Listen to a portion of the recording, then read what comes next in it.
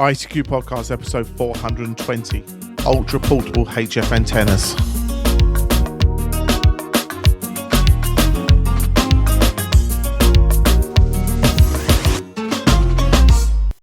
Well, hello fellow amateur radio enthusiasts, and welcome to this, our 420th episode of the ICQ Amateur Radio Podcast, supported this episode by monthly and subscription donors. In this episode, we join Martin M1MRB, Dan Kilo Bravo 6 November Uniform, Caryn KD2 Golf Uniform Tango, Edmund Mike 0 Mike November Golf, and Ed DD5 Lima Papa to discuss the latest amateur radio news. Myself, Colin M6BLY, rounds up the news in brief, and this episode's feature is a feature on ultra portable HF antennas.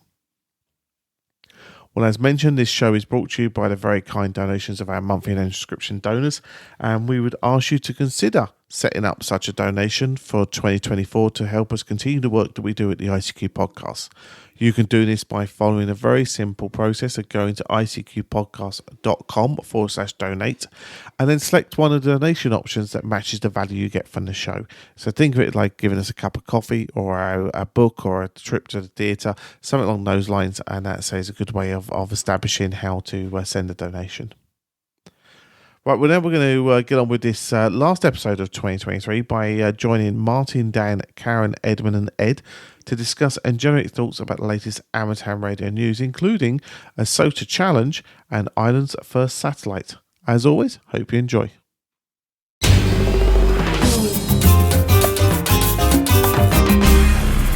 The ICQ Amateur Ham Radio Podcast, serving the amateur ham radio community fortnightly since 2008. Well, hi guys. Last news roundtable for 2023. This is the ICQ Podcast, episode 420. Tonight, I'm joined by Mr. Dan Romanchik KB6NU. Hi, Dan. Good evening, everyone. Good evening to you, and hopefully you had a good Christmas. I did. It was great. Yeah, that's a good one. Also, we have Caryn KD2GUT over there in the States with you. Hi, Caryn. Hello. Happy New Year, Martin, and Happy New Year, everyone. Yeah, Happy New Year to our listeners, as you say, and I trust you had a good Christmas as well. It was outstanding. Yes, thank you. Yeah, that's a good one. I'm going to pop back to the UK quickly. Mr. Edmund Spicer M0MNG. Hi, Edmund. Hello, Martin. Hello, everybody. Yeah, we did manage a couple of contacts on the radio over the Christmas period, so I think you had a good time, and I hope that Christmas lunch was as good as you hoped it was going to be. And last but not least, Mr. Ed Durrant DD5LP over there in Germany. Hi, Ed. Hi, and frohe Weihnachten und einen guten Rutsch in neuem Jahr. So, Merry Christmas and Happy New Year, or a good start to the new year is a rough translation. And yeah, good to be here, and hope everybody's safe and well, all the listeners, and take care in the new year. Back to you, Martin. Yeah, that's a good one, and I'm pleased everybody had a good one. And guys, this shows you what a team we have. When I said to this team, oh, by the way, there's another record session just after Christmas. In fact, we record this on the 27th. And I was expecting, due to family reasons, for no other reason, that some wouldn't be able to make it. And the whole team have made it. So it just shows that they enjoy bringing this to you as much as I do. Right, let's have a look at our first news story.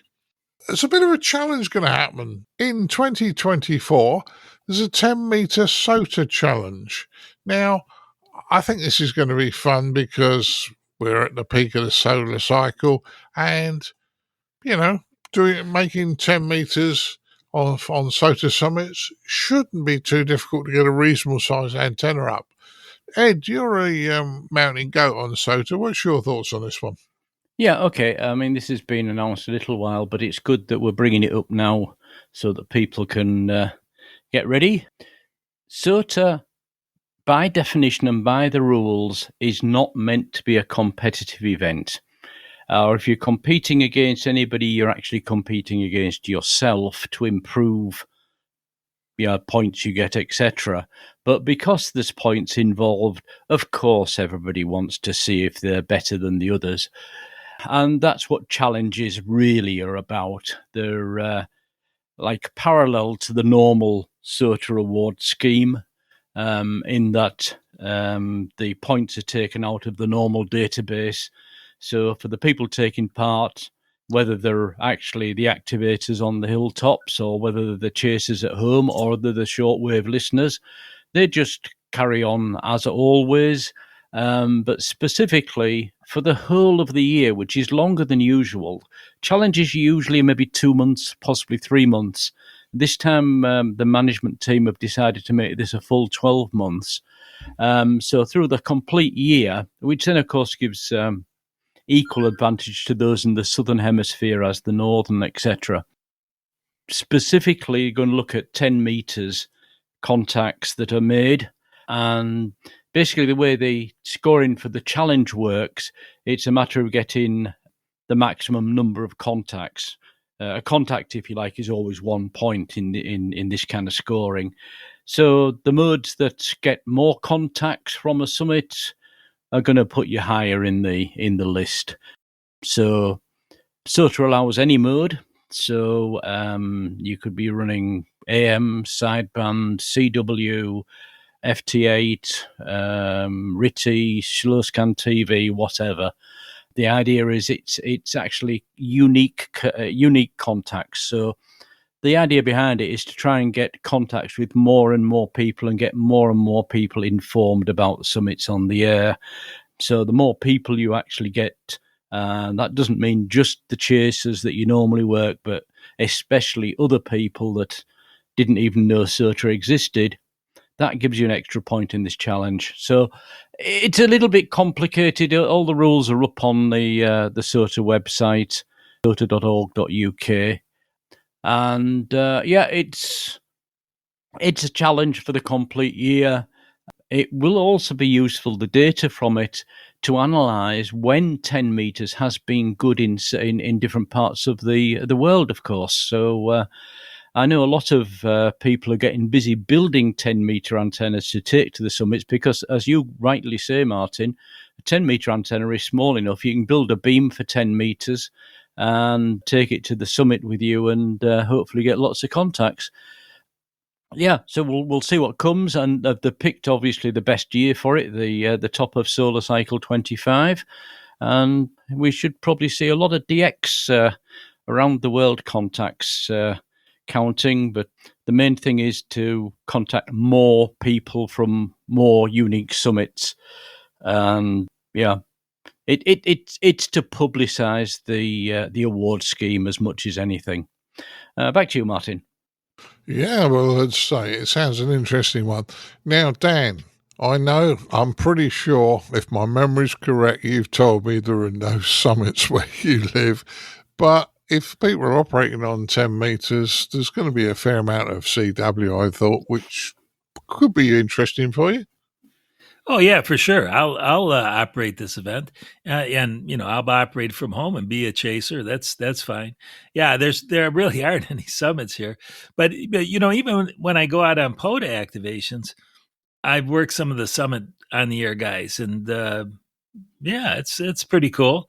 And like Ed has said, portable antennas should be pretty easy to make, and so I'll be interested in seeing what kind of portable directional antennas the SOTA guys come up with. That'll also be a pretty interesting thing. Maybe someone can even write an article about that.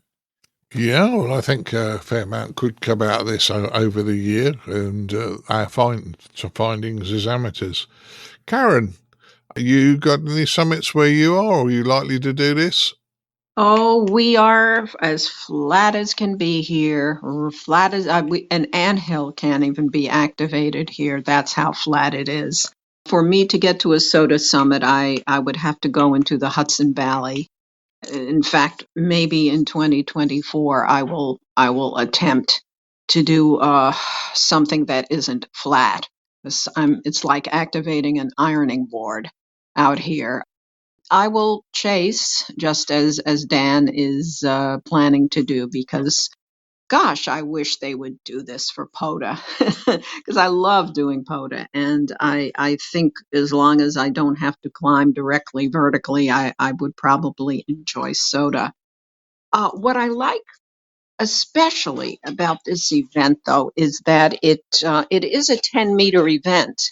And the nice thing about 10 meters, of course, is that not in all, but probably in a lot of countries, hams who are at different levels of their license will be able to participate. They have access. I mean, here in the States, our technician class has access to 10 meters. So this is so inclusive and so wonderful. And I remember seeing the write-up on this when it was first announced, and it indicated that I believe the prior challenge was on 12 meters. Correct me if I'm wrong, Ed, but that the decision was made to go with 10 meters because it could include more participants. And I think that's just great. I'm looking forward to this. The whole year of this is very, very cool.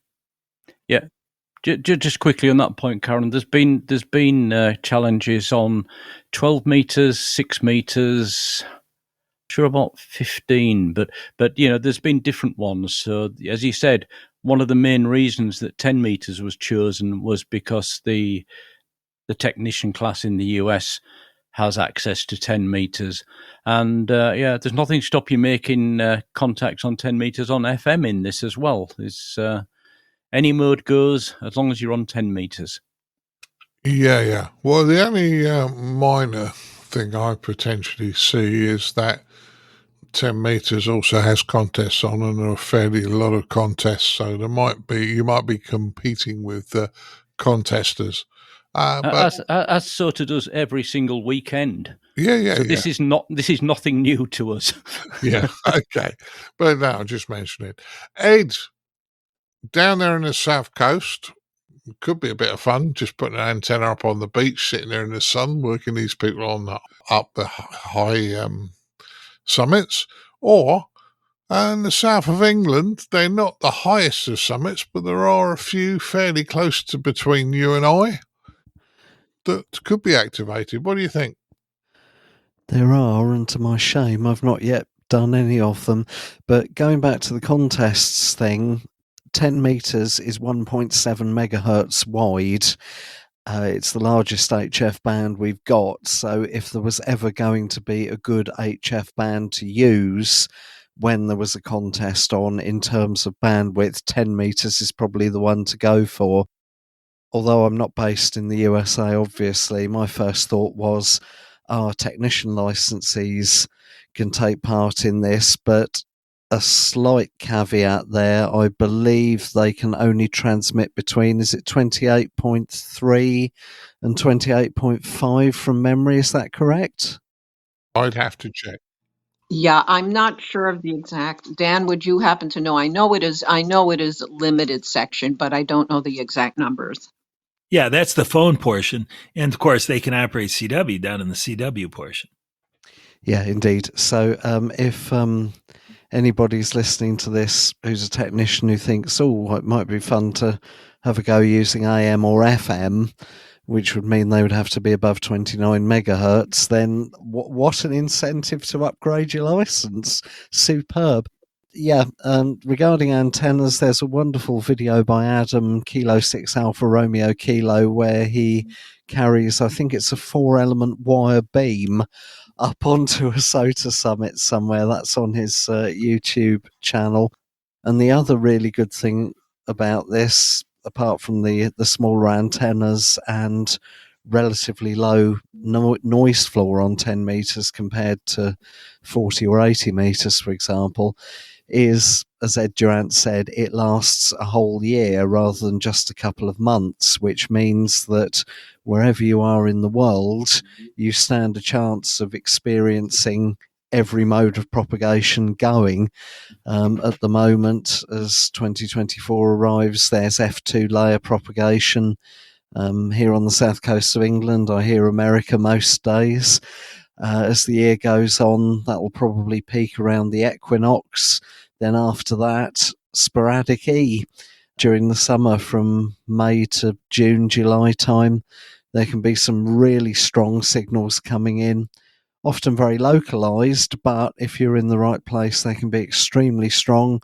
So running mega power isn't necessarily an advantage, nor is having a particularly snazzy antenna. So this has got so much going for it, and I will keep an ear out, certainly. I may even activate a local summit, you never know. But I think whoever came up with 10 meters as the band of choice and to run it for a whole year right at the top or almost at the top of the current solar cycle, whoever took that decision, I think they've made a very, very good decision, and best of luck to everybody taking part.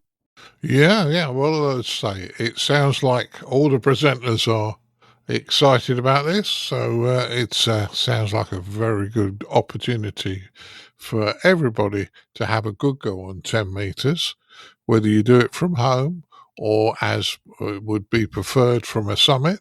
But the thing is, take part. That's all I'm going to say. Right, move to our next news story. Hams help a community radio station get back on the air. Well, I can understand why they would, because we do have a lot of experience of RF and understanding of putting things together on one thing and another. So I think, hams can do more of this, or should be asked to do more of this if people have problems. But Caryn, what did you think of this one? I was happy to see this kind of teamwork. This is a low power FM station in California that was knocked off the air in a storm. They had their antenna. They were using a pine tree, 70-foot pine tree, as a mast or a tower, and a thunderstorm knocked it out. The lightning arrestor was damaged. Connectors were knocked out. It was a real mess. And the expertise they needed was delivered by a local ham radio club, some of the folks there, which is fabulous.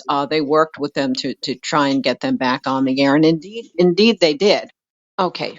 I think the real significance of this is the fact that hams could provide teamwork with these broadcasters and bring their own expertise into the studio and into the actually out into the field to get things going again. I mean, who better than hams know the kind of damage that can be done to antennas when a storm blows through? But more than that, this is actually not an isolated case by any stretch of the imagination. And we recently on Newsline carried a story about an effort in Australia to encourage more of these partnerships. And there was something called Technorama. Any Newsline listeners may remember Technorama having that kind of conference where they deliberately put hams and the community broadcasters together to share their expertise and to work together. There's a real synergy when you can put these kinds of folks together under, let's say, non-emergency conditions, when you can sit down and plan and know that you're not responding to a crisis, but really train one another and help one another. There's a lot to be gained from that. But in this particular instance, what was gained is the station did get back on the air with the help of the hams. Probably a lot of good lessons learned there on both counts. And so let's hope. Well, first, let's hope the station can stay on the air and has something a little more fortified now, although storms will be storms. But the relationship there is pretty solid between them. And that being the case, I think they know somebody's got their back. And that's how it should be. We're all in this together. We all use the spectrum. So I say, why not help one another? Because that's truly for the benefit of everyone. Back to you, Martin. Yeah, agree with you 100%, Caryn, and certainly on a community station. Now, having worked for just over a year for a company who built broadcast transmitters, I've seen broadcast transmitters come back which have been hit by lightning. And trust me, they're not a pretty state inside when they come back. The PA block gets well walloped, and I've sort of seen PA transistors look as though they've had a bonfire on the board. But yeah, if they got hit by lightning, then there isn't much you can do about it if you have a direct strike.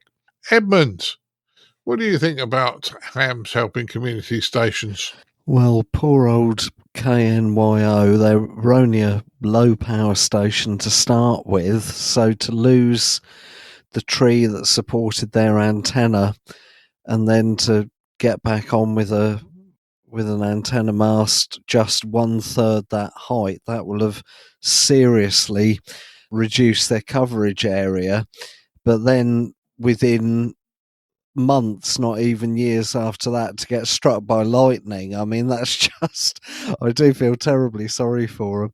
Radio amateurs, yes, I noticed the way that the news story is worded is that the local radio club stepped in. I wonder who found who. It wouldn't at all surprise me if one of the people involved with KNYO wasn't a radio amateur.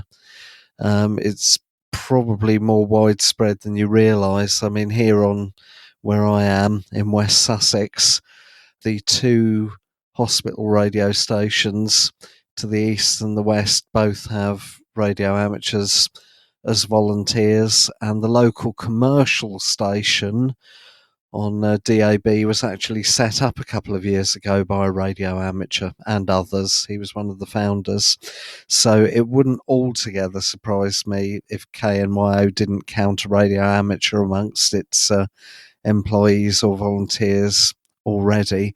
But as you said, Martin, again, it's something we all know, isn't it? Hams, most of them, not all admittedly, but most of them do naturally almost seem to have this sort of inbuilt instinct to help people. So I'm glad to see it's happened, and hopefully it will help give amateur radio a slightly higher profile than it would have had otherwise, Martin. Yeah. Well, I'd say it's an interesting story. Dan, what's your thoughts on this one?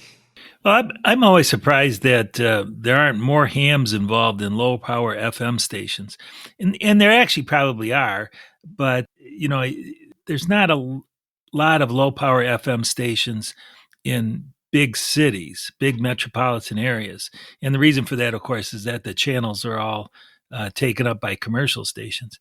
But yeah, I mean, this is a great story, and I looked at the Radio World story on this. And the ham club actually did approach the station when they found out it was off the air. So it was hams being very proactive in this case. And it doesn't surprise me, right? Because what is amateur radio? Well, it's the amateur radio service, at least here in the U.S. And public service is a big part of ham radio. So I'm not surprised these hams stepped in to help out. Good, it's a good one. Well, one of the last transmitters I fixed, in the broadcast transmitter I fixed, and I can't tell you who the customer is, obviously, but it was a 5-watt FM transmitter on 67 megs.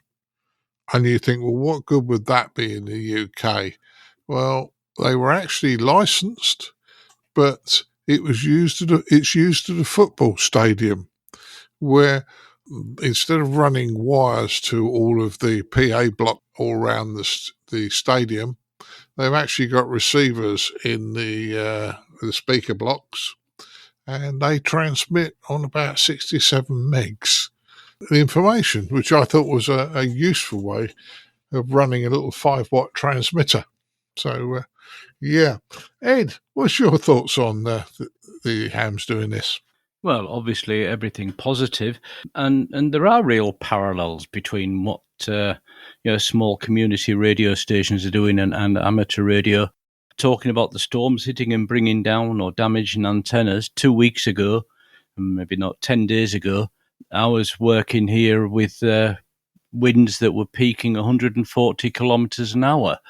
And if you saw some of my masts whipping around, you'd be thinking, that does not look good.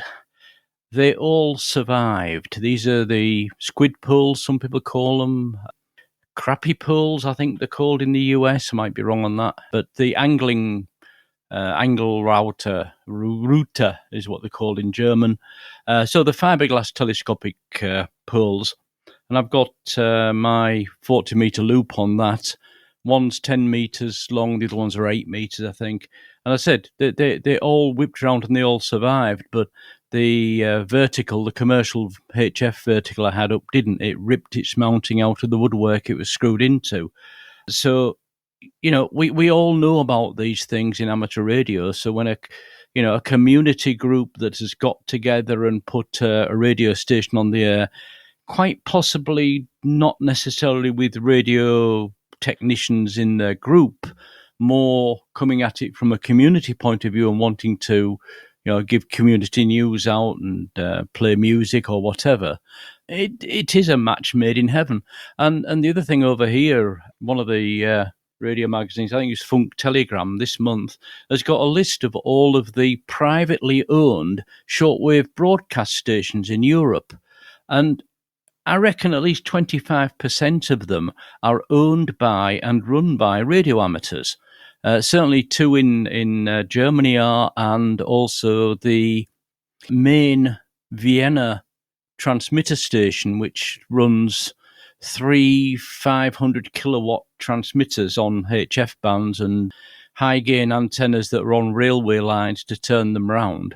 The manager of that is a radio amateur. So, professional amateur radio has always been intertwined. And when an amateur radio club can come along to a community group and say, we know we can see you've got a problem, we can help, that is absolutely fantastic. And both sides will gain from it through the experience. And yeah, more power to their elbows. As Caryn said earlier on, there's an organisation going on to promote this in Australia. And hopefully we can start and see that in other parts of the world. Back to you, Martin. Yeah, well, as I say, it's a good thing. As I say, us amateurs do like to help out, and if it's radio involved, that's even better. Right, moving to our next news story. Global response to signals from Ireland's first satellite. Now, I think this is interesting. So, yeah, another country has got a satellite up there. I know we get a bit upset about space junk, but let's hope this has been sorted on this one. Dan, do you want to go first on this one? Well, I tell you, every time we cover a satellite story, it makes me feel a little sad that I never did more with satellite work.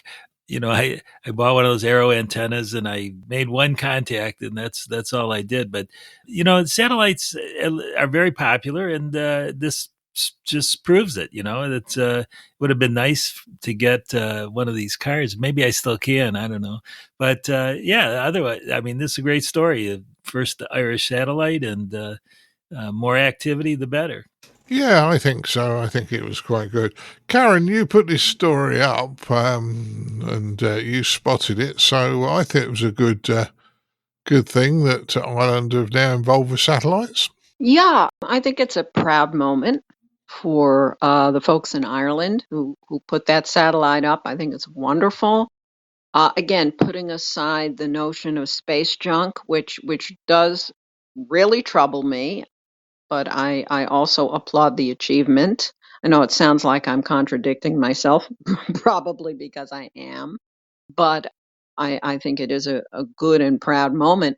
What I really liked about this, though, is from a publicity standpoint, the way they promoted it, having a contest among people who could be among the first to receive the signals coming from the satellite. I mean, what better way to make this kind of excitement come home? Bring it home to your own shack to say, "Hey, I was a part of this." I think it was a very clever idea. I think it gives meaning to this for people. It makes them want to understand satellites more. I don't know if any of the winners were first-time satellite users or veteran satellite users, but just think about it. Had it been the case that you got a newbie, imagine being new to satellites and you win this competition for your continent. How cool is that? I mean, this was just very nicely put together as an event, and I was very happy to include it when we had it in Newsline. So very pleased for Ireland. But yeah, let's keep the space junk to a minimum, please. Back to you, Martin. Yeah, no problems, Caryn. Well, I remember it must have been about 3 or 4 years ago, or about 3 years ago, I was doing a contract job for the railway. And I was at a real remote station, and the station manager and I used to get bored most of the time. And I took my FunCube dongle in, just put a mobile whip on top of the company van. I had the back doors of the van open, computer there, and we actually decoded one of the CubeSats going over its telemetry and that. And I think by the end of the pass, I think there were about 7 or 8 customers watching what was going on. Now, fortunately, none of them missed their train, but it's surprising if you can show this thing to people and they go, "What, you've actually received that?" Yeah, there's the battery voltage, there's the temperature, blah, blah, blah. And it worked quite well. Ed, you got to like this one as well, haven't you? Yeah, it's good news. And the thing I read through this story as well is this is another example of the European Space Agency teaming up with amateur radio, and in this case, Dublin University, with these satellites. And as in the last ICQ podcast, where the talk was about the planning for the geostationary satellite, that's for going over the Atlantic, sitting over the Atlantic somewhere. That again is European Space Agency working with commercial interests and with amateur radio, and I think the ESA should be complimented for including amateur radio into these projects. And the idea of making this a competition so that they got the data back the soonest, great idea. Another thing, I don't know if other amateurs know about it, but there's a system called SatNogs, SatNogs, and that's a set of linked SDR, software-defined radios around the world that is gathering data from satellites, exactly this kind of telemetry data, and feeding it all back into a database for the satellite operators, so for the non-commercial satellite operators, to get this data about their satellites, even if they're on the wrong side of the Earth, when the satellite says, hang on, I haven't got any more battery voltage, or my temperature's getting too high. Through this network, this SatNogs network, they can know in advance for when it then comes round, they can send a command to say, turn the power down or whatever. So, again, that's amateur radio run is the SatNogs. Again, amateur radio working with other scientific organisations can do nothing but good for the hobby, in my opinion. And good luck to the whoever the winners were of this. As somebody else said before, if this was your first time at getting data and it turns out to be you're the first person in your continent to get it, then you're going to feel very good about yourself and correctly so. Back to you, Martin. Yeah, I agree with you. But equally, even if you're not the first person to get it, the achievement of getting it, not everybody can do this. So it's an achievement and a good achievement. Absolutely. Move to our next news story. Tradition carries on in Sweden. According to Caryn. No, Caryn, you put this news story in. But it talks about a transmitter, a 100-year-old transmitter. Over to you. Yes, a 100-year-old transmitter in Sweden. It is a UNESCO site. It is World Heritage Site. Much loved SAQ transmitter, which goes on the air just a few times a year, sending on long wave. So there are not a lot of receivers left that can get it via radio, but of course we have the magic of the SDR and of course YouTube, which is not radio, but it gets the job done. And there's a large there's a rather lengthy startup process for it. At Christmas time, it sends a message of peace to the world, and it does this and has done this for years and years and years. And so we looked at this because sometimes the transmitter, again, over the years, has scheduled a message of peace or some other message on a particular significant holiday, and perhaps there's been a malfunction and it's needed a repair. And we've written about that on Newsline as well. These old transmitters, particularly something this humongous, mechanical and remarkable, doesn't always function. So on Christmas Eve morning, it was fired up. It sent the message via Morse code. People were either present in Sweden on the site or were listening at home on radio receivers if they were so lucky to have one, or an SDR, or again, live streamed on YouTube, which probably was the majority of folks. You know what? There's something nice about that. We're at the point where the calendar page is turning. We're getting into 2024, and yet here's a 100-year-old transmitter sending the same message or a similar message every single year. That to me speaks of continuity.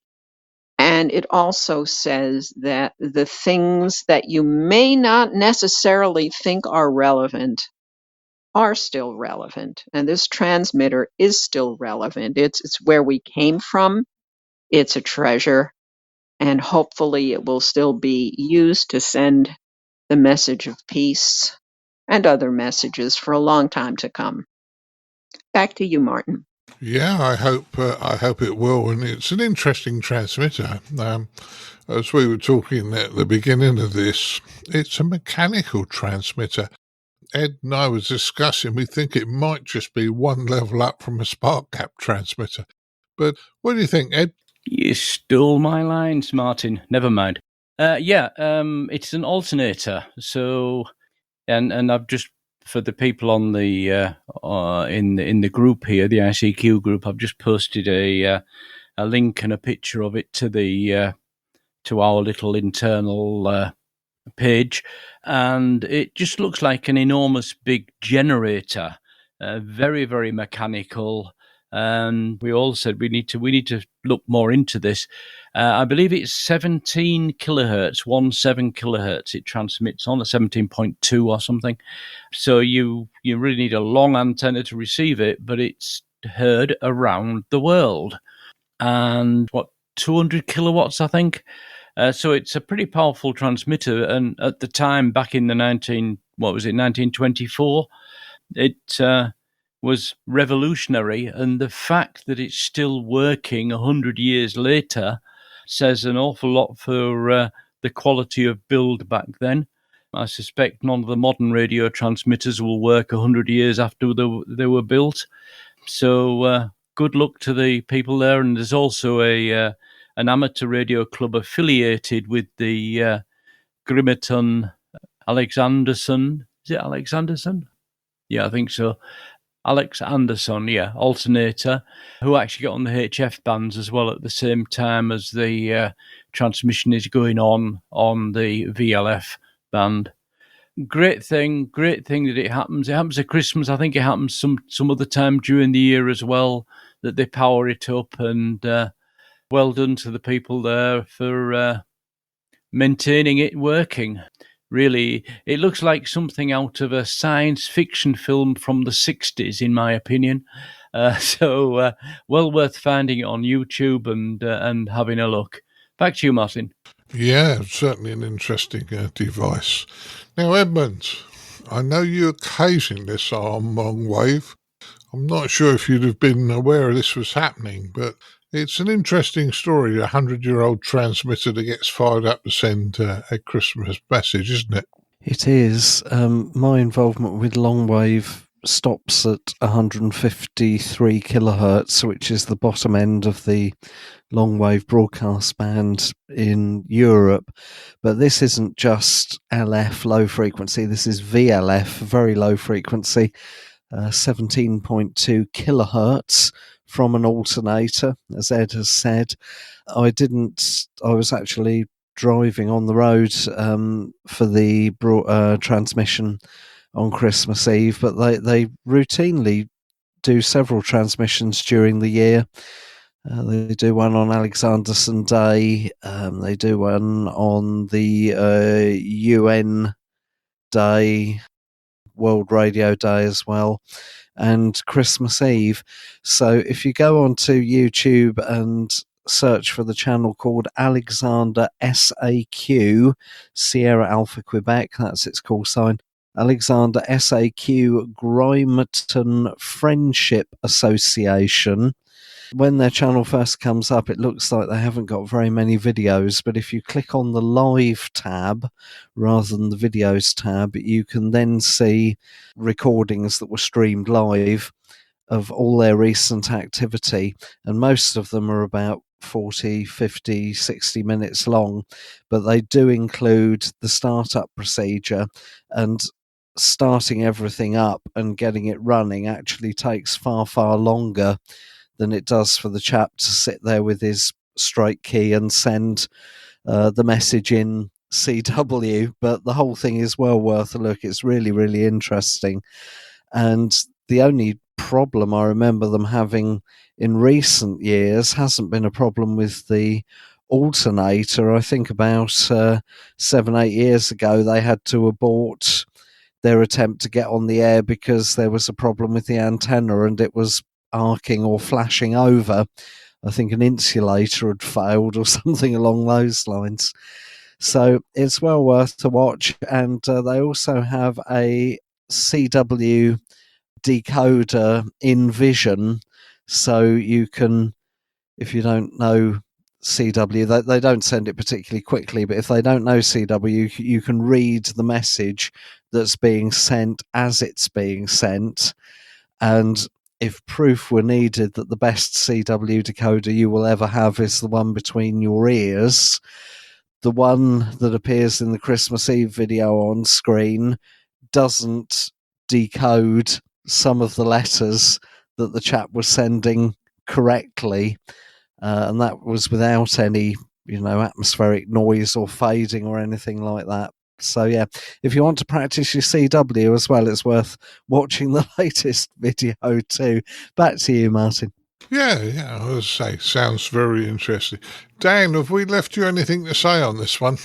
Oh, just a little bit. The transmitter technology really is pretty fascinating. And my question is, and I'm going to have to do a little research on this, is how many volts are across the key? That could be quite a high voltage there. So the operator just really has to be careful not to get across the key. That's why we have what they call Navy flame-proof keys, because there's a very high voltage on them, and so I would imagine this is maybe even a higher voltage. But I'll have to research this technology because it is quite an interesting technology. Yeah, and I bet you'd like to be one of the people sending the message one time, because it'd be a great experience, I would suggest. Oh yeah, and so I was looking at the different websites.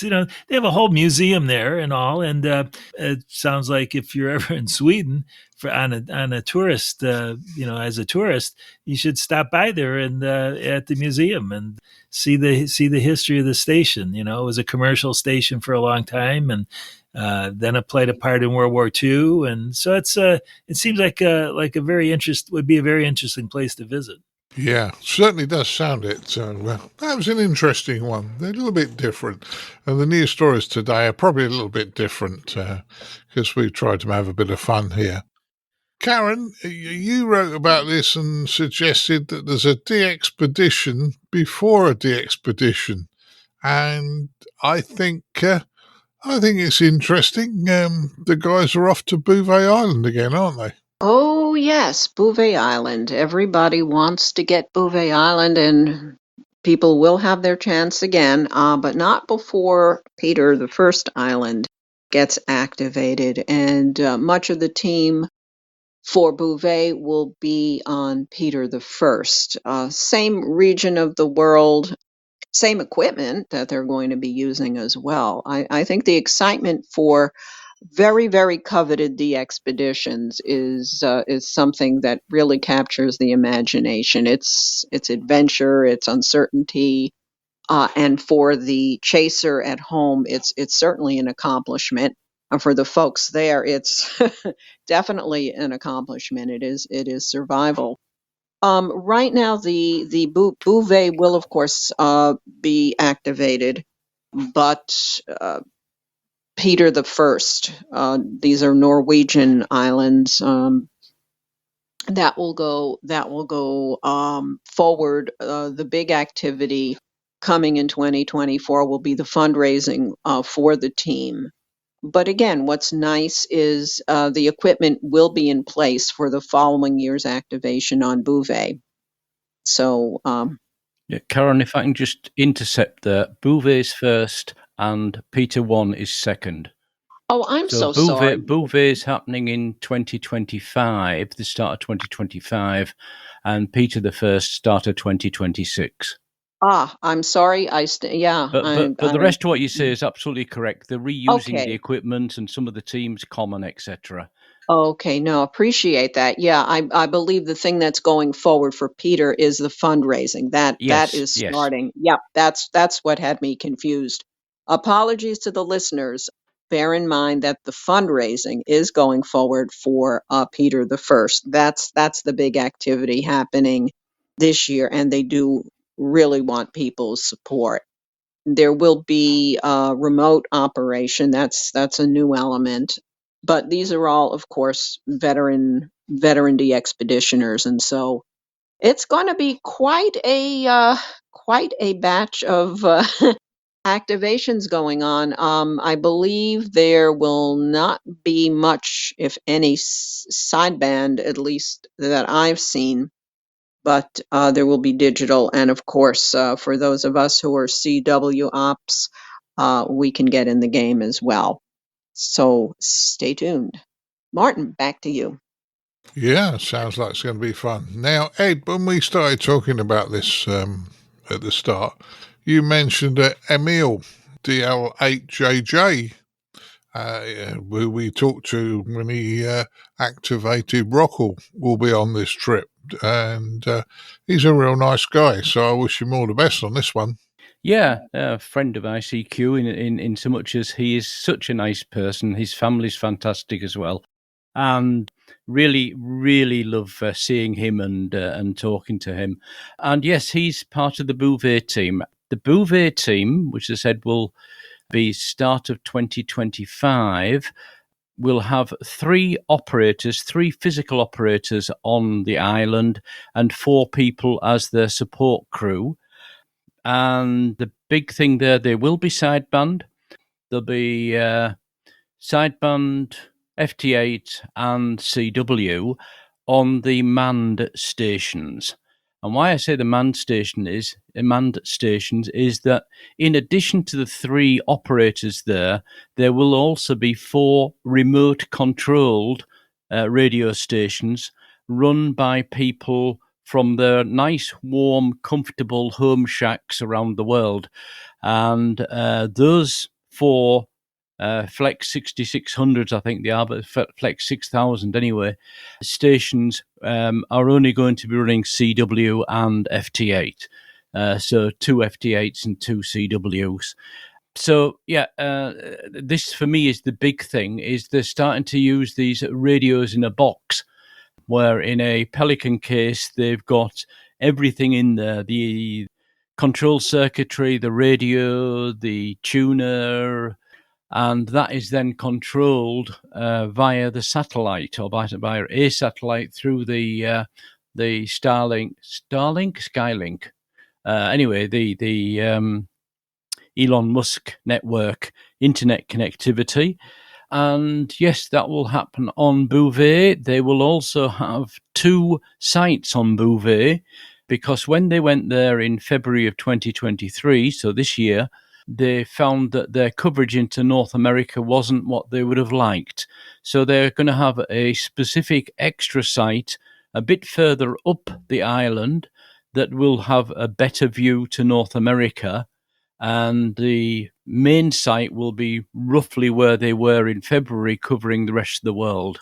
So, yeah, big event. And as I said, it's really nice that they're going to reuse the equipment that they get together for Bouvet for Peter 1. And on the Peter 1 expedition, instead of having 7 people on the island, there's going to be 19. That's planned at the moment. So more people. I think it's probably easier to get people onto Peter 1 than it is onto Bouvet. As we know, several DXPeditions have tried to get onto Bouvet and failed. So it's not an easy task they're taking on. But this is the team that got there this year in 23, and they fully expect to be there at the start of 25. And then on to Peter 1. Both are a sub-Antarctic, or they're both sub-Antarctic islands, as was said, that are owned by the Norwegian government. So they need to get the landing authority for Peter 1. But for Bouvet, they've got everything, all the authority there. So big news for the people searching for that DXCC entity of either of those. And also, I would say also for amateur radio, big news on the technology that they're starting to use, which may become more and more common on future DXPeditions to rare places, because of course you can put a radio in a box on an island and put an antenna up and then go back and operate it from your ship offshore, so that you do not impact the nature on the island. So I think that might go down well with a lot of the authorities. Yeah, okay, end of my palaver. Back it comes, and good luck to the guys when they get out there. And as Karen mentioned, they are looking for support, monetary support. So 3y0k.com will act actually for both Bouvet and Peter 1 Islands, the same website. So if you can give something, please do, and wish the guys all the luck when they eventually get to the 2 locations. Back to you, Martin. Yeah, sounds good. And Bouvet, Peter, were active. A lot of people tried to get them in the log this year. Dan, did you actually get Bouvet in the log, or is this new site they're going to have make it easier for you? Well, I don't know. I tell you the truth, I'm not a big DXer. I'll work it if I hear it, but and I've been fairly successful at that, but I'm not a big DXer. But as Ed mentioned, this remote technology would be pretty interesting. And not only that, if you think about it, an actual station, what does it cost? $5,000 or $6,000 with a flex and a computer and an antenna, and that something like that could be actually left on the island and operate for a long time with some solar power and all. So maybe these islands are not going to be such rare DX after who knows how long. But that's something to think about. The other thing, I was looking up these fellows that were mentioned in the report on QRZ.com. And these hams are quite experienced from a DXPedition point of view. One guy, has been on more than 20 of them, and that's pretty impressive. Another thing I was impressed with is one of the fellows, and this I have to applaud this guy for this, is he not only has been to these places, but he raised money to make the as a humanitarian fundraiser. For example, he mentions that for the 2016 DXPedition to the Central African Republic, I organized a humanitarian fundraiser and donated $11,100 plus radio equipment to Doctors Without Borders. Well, how cool is that? So, I tend to think that some of these DXPeditions are kind of a waste of money. I think that this doing this humanitarian work is a great thing. So anyway, that's my 2 cents. Yeah, well, it's a good piece as well, and it's interesting to find out what some of the other things go on. Edmund, have we left you much to say on this one? I mean, are you going to try and work them? Single word answer to that question, no.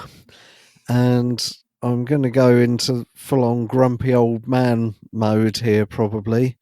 The people involved with putting them on, I have serious respect for. Doing that, stumping up significant amounts of their own money, probably, to go, travelling to far-flung places, endangering their well-being potentially, living in cramped, uncomfortable, sleepless conditions, doing all of that. I couldn't do that. I am not made of stern enough stuff, and I have the utmost respect for them for doing that. But the reason I have no truck with DXPeditions, I can give you in 2 words: pile up conduct.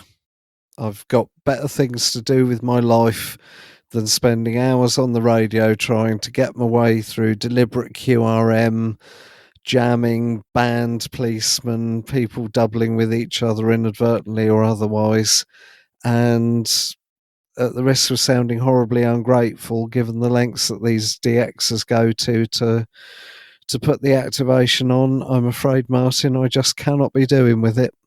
Sorry. No, listen, we always say on this podcast that you have your say, your point of view.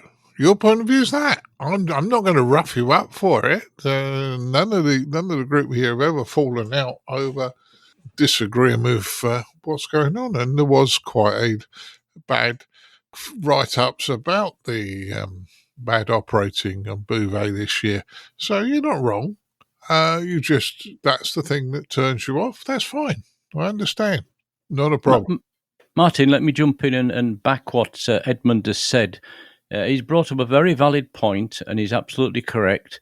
Unfortunately, it wasn't new at Bouvet. It's been like that for years. I've done a DXPedition out of Australia to, when was it, 2012? Or 2011 or 12, to Lord Howe Island, a small DXPedition, but a proper one nevertheless. And yeah, the way people behave in the pile-up, there is a DX code of conduct, and it should be followed by these people. They just simply don't. And it only takes 3 or 4 bad ones to spoil it for 50 or 60 people or whatever. So the point that Edmund is making is very true. There was indeed, I think it was the Northern California DX group put up a piece of money to say if somebody can come up with a solution to this, they will pay for it. But I can't see how he gets a solution for people who behave badly. Back to you, Martin. Yeah, unfortunately, it's the same. Not just amateur radio. It's not. Let's be honest. This is not just an amateur radio problem. It's a worldwide problem. People, there are those that don't care about anybody. They just want what they want now, and that's it. So, unfortunately, we can appeal to their better nature, but I don't think some of them have understandings in that area. Anyway, before I get political and we get into trouble, I'm going to move to our next news story, which isn't an amateur radio story per se, because we're not allowed to encrypt our transmissions. However, there's a broadcast station going to send encrypted transmissions out and set up a challenge for people to decode it. Ed, you put this one in, so I'm going to let you go first on this one. Yeah, thanks. I thought this was a nice one to finish off the show before the new year, and it's something to do in the new year.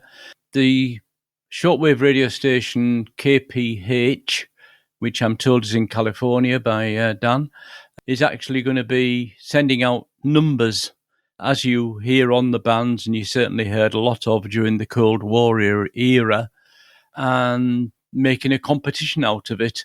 And that's all going to happen on January the 20th, and going to be done on CW and on RTTY on various HF frequencies. Looking at them, they're all listed in the show notes in any case. And a challenge for people who like to decipher ciphered code. And good luck to everybody who would like to take part in that. It's actually sponsored by or supported by the Maritime Radio Historical Society, so it's all above board and a bit of fun. Back to you, Martin. Yeah, for fun's what it should be. Edmund, are you going to have a go at this? Again, probably not, because I am not good at decrypting things, puzzles, that kind of thing. I can just about do Wordle on a good day, but that's about as far as I go. Interesting frequencies. They are, I think, all of them in the HF Marine bands. They don't fall within HF broadcast bands, so that would make sense. That would make sense since it's related to maritime radio. So yeah. Yeah, absolutely. So it would certainly involve me spinning the dial in parts of the HF spectrum that I don't normally listen to very often. So I might have a go to see if I can pick the transmissions up using various wire antennas I have in the air. But I think for me, the interest would be to see if I can receive the signals rather than successfully decrypting them, Martin. That's not my bag at all, I'm afraid. No, but it'll be something else to listen out for. And you never know when they publish how to decrypt it or the clues on how to decrypt it. It might be quite easy and might be quite fun. We don't know that bit yet. Caryn, what's your thoughts? Well, I do like the idea of code. Obviously, having become a CW op, I enjoy putting the brain in high gear in order to try and figure out what's being said.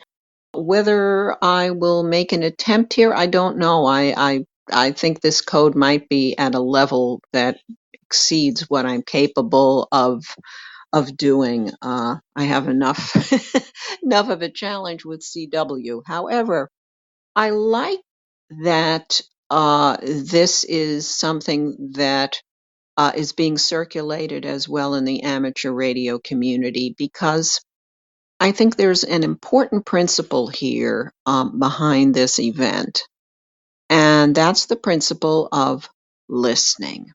Too many people are eager to key the mic or hit the Morse code key. We're always focused on transmitting. Listen to me. I have something to say, rather than just listening. And I know I have discovered since I got my license, sometimes there's just pure joy in putting the radio on and listening, being a fly on the wall, eavesdropping on a QSO between two folks on sideband, or going down to CW and listening to two guys rag chewing on CW. That's a pleasure, and it's a privilege because everybody can hear everybody.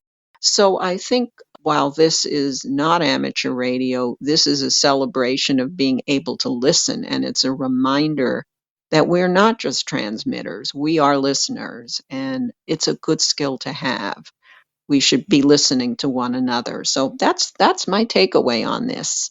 Back to you, Martin.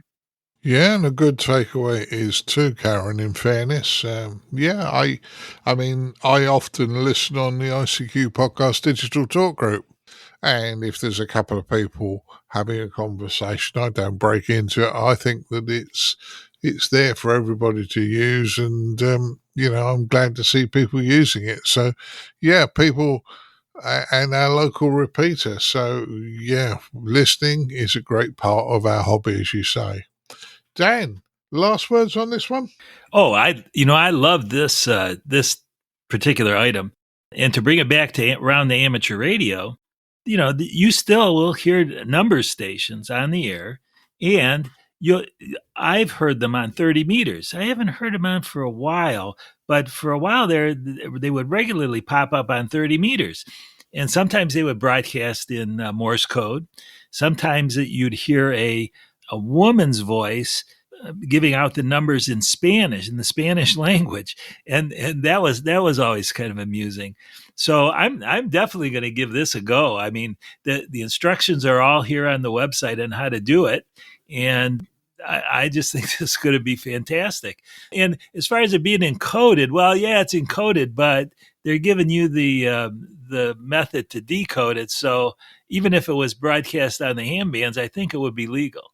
Yeah, well, that'll be a good thing. But it sounds like it's going to be an interesting piece of fun to do on the 20th of January. So, right, and it's going to be the 20th. It's going to be on the 20th of January. So if I can actually do this, I'll report the next time I'm on the podcast. okie dokie. Martin, an additional link to amateur radio with this one. The organizer is Kevin K6TOP. Right. So that's, once again, amateur radio rules. Yeah, he's obviously something to do with the Marine Vintage Radio Association. Well, yeah, KPH used to be a commercial station, and now it's really a ham radio group that's running it. Right, but at the bottom of the instructions, it's actually signed by Kevin K6TOP. So he's obviously involved in that side as well. So, yeah, good. Again, another item where we've got amateur radio and some form of commercial radio working together. Yeah. Well, say that's a good one. Right. Well, that concludes the news stories. Now, the guy said to me, wouldn't it be nice if we tell you what we're thinking about doing next year? So I'm going to say, guys, when I ask you what you've been up to, if you've been up to anything that's interesting this year, last couple of weeks, great, add that in. But what do you got planned going forward? What would be a New Year's resolution?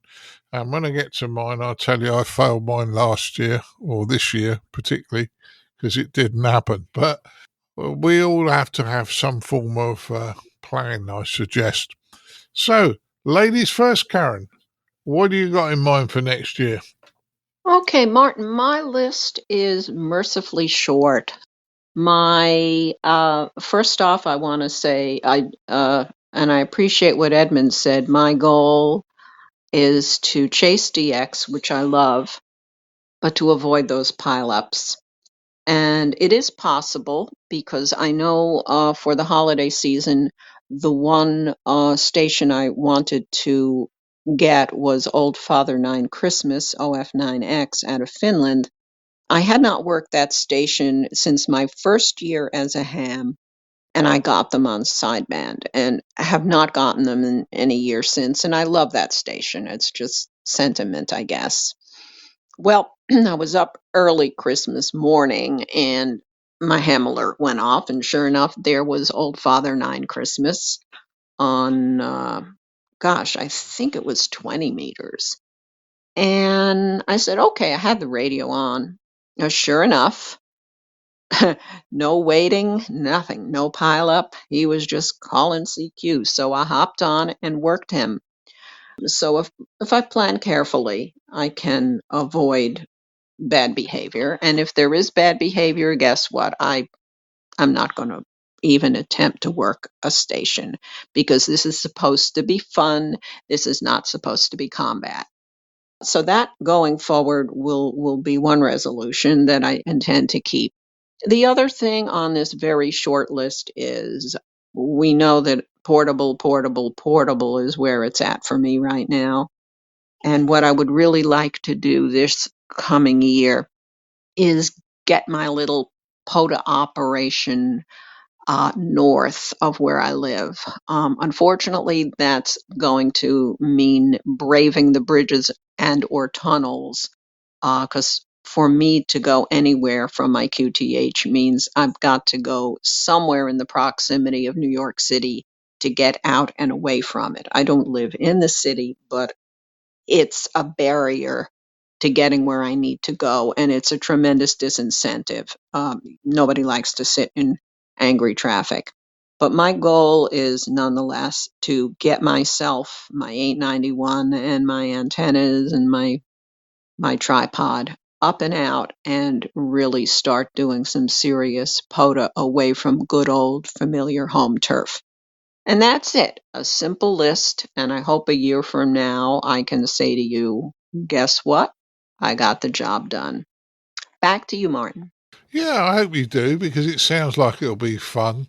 And I know what it's like living somewhat in a city. I mean, I live on the edge of one, and I don't drive anymore in central London, not unless I really have to. And it isn't fun, so I can understand why you don't want to travel through and over bridges and one thing and another and fighting your way. But enjoy your operation, Caryn. I'm sure you will. Dan, what do you got in mind to do next year, or finish off this year? I mean, I assume that you'll be writing a new study guide, because there's a new syllabus out, I think, isn't there? Yep, for the extra class license study guide. So yeah, I'll be doing that.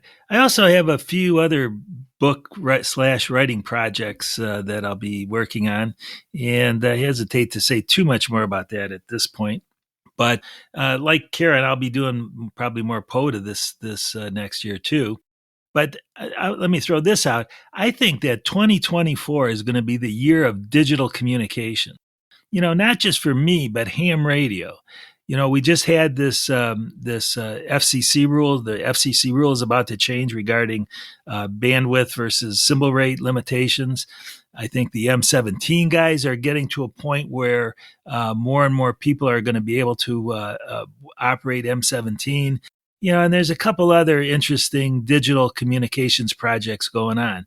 So I'm going to go out on a limb here and predict that 2024 is going to be a big year for amateur radio digital communications. Well, I hope so. And in fairness, I've got a TYT radio that is convertible to M17 when it makes it this side of the pond. I don't think there's anything this side of the pond happening on M17, although I could be wrong. So I expect to get a lot of emails saying I am. Well, we'll have to get those M17 guys over to Friedrichshafen and get the Europeans going on it. Yeah, I spoke to a couple of guys in Friedrichshafen about it, and technically the ICQ digital talk group can receive information in via M17, but we can't initiate an M17 call back into the M17 network. It's initiation by M17 users, I believe. But yeah, hopefully it will be, because it's very, very useful having multi digital modes. Dan, you're dead right. Okay, Edmund, what are you going to try and do this year or next year coming up? Well, I think I would do well to experiment with antennas for the higher HF bands.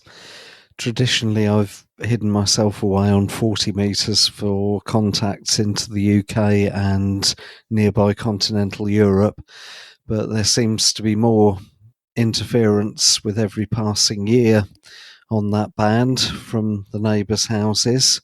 And as conditions improve, there's always the possibility of short skip contacts on the higher HF bands. So I think I'd definitely better put something up for 10 metres, not purely for the SOTA challenge, but also because that band can produce some pretty good local or semi-local contacts as well. It's not DX or nothing.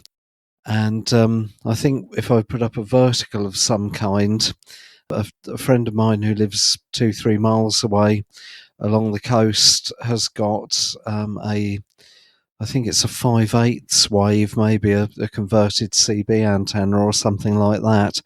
And he's told me in years gone by that even from here on the West Sussex coast, he has heard people who are out portable on high ground also using vertical antennas on the outskirts of Birmingham, which must be 100 miles away, line of sight from here. And that's during flat conditions, not when there's been tropospheric ducting or sporadic E or anything like that. So maybe 10 metres is the band to go for. I do have a homebrew coax fed in the middle dipole for 17 metres, so I might try putting that up. And that will also tune on 6 metres as a 3.5 wavelength antenna as well. So 2 bands for the price of one. Apart from that, I think it's February-ish, Ofcom are going to introduce the changes, or some of the changes that were discussed in the previous episode, which includes, amongst other things, foundation and full licensees in England being able to put the letter E optionally in their call sign. So I would become Mike Echo 0 Mike November Golf. My suspicion is that most people, wherever they are in the UK, will just carry on using the call sign that they've always had, with or without a regional secondary locator, just out of habit, and especially if their call sign is well known on the bands. But you know what amateurs are like. We always like call signs that are a little bit different. So when the day comes that the letter E for England can be added optionally to call signs starting with Golf or Mike, I suspect somebody somewhere will organise an activity day or an activity weekend, if that's the right word. And no, I'm not volunteering to organise it myself before anybody wonders. But if something like that does come to pass, then I will go on, just for the novelty of it, as Mike Echo 0 Mike November Golf, just to give people something a bit different to get in their logbooks. And then as soon as that's over, I'll go straight back to the bog standard Mike 0 once again, probably. And the third and final thing is that in August, on the third weekend, the International Lighthouse and Lightship Weekend takes place, which is my favourite special event weekend of the year, bar none anyway. But 2024, which we'll be in that then, won't we? I think from memory is the 30th anniversary. Maybe I've got the number wrong, but I'm pretty sure it's a milestone anniversary of some kind relative to the genesis of the event. It started off as a purely Scottish thing on a very small scale, and it was only after it had been going for 4 or 5 years, something like that, that it transformed into the event that we know these days. But I'm pretty sure, without having the information at my fingertips, that next year is some kind of anniversary. So I'm looking forward to taking part in that, and just maybe trying to be on the air a little bit more. I do listen perhaps slightly more than I should, and transmit maybe not quite as often as I should. You know, I'm forever coming on here saying to people, oh, you shouldn't just sit there and wait for somebody else to call CQ. You should call CQ yourself. And then, of course, there's me sitting here failing to follow my own advice. So hopefully in 2024, in that front, I can be a little bit less of a hypocrite. Back to you, Martin. Well, it sounds like you've got a few things planned, which is good. And if all goes well, you never know, I might turn up at the lighthouse again next year, just to say hi. That was a pleasurable afternoon out, quite fun for me, and good one. Ed, what you got planned? I mean, you've been busy this year, not only working with us on ICQ, but on Newsline, editing the RSGB handbook, and all these things. Have you got time to do anything else, Ed? Yeah, it looks like I have. I mean, I don't know how I'm going to cope with it. Starting off with this year, just a bit of news for the POTA fans on this group. I was out and did a POTA activation of a first-time activation of a park this morning, which went very well.